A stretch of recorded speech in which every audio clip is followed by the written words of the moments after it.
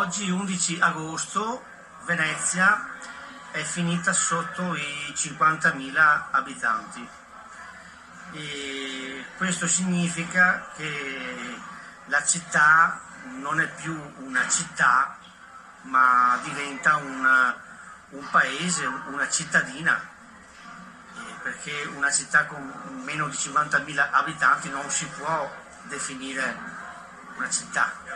Lo spopolamento di Venezia è un fenomeno che dura dagli anni 50.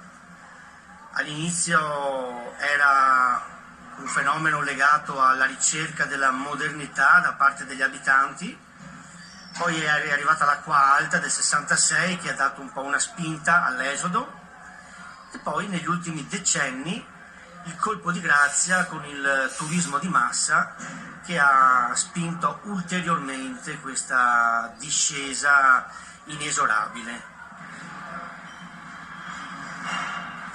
I veneziani se ne vanno da Venezia perché le condizioni di vita qui sono ogni giorno sempre più difficili, perché dobbiamo convivere con la macchina economica turistica che si sta letteralmente mangiando ogni minimo spazio dedicato ai cittadini.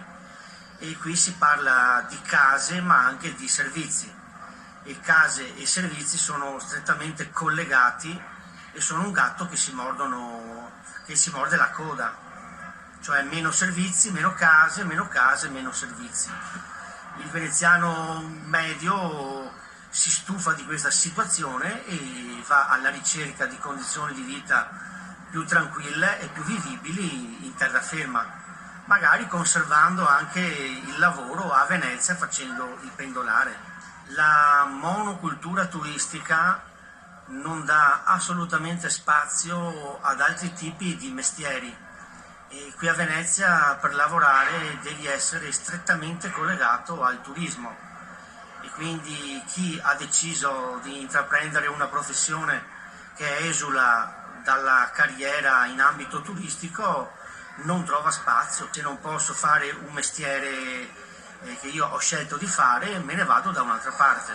Noi come associazione Venezia.com abbiamo chiesto in passato, chiediamo e chiederemo una politica residenziale più incisiva da parte delle amministrazioni, che possono agire sia nel pubblico ma anche nel privato, mettendo dei paletti pur rispettando la sacralità della proprietà privata, ma i mezzi tecnici ci sono.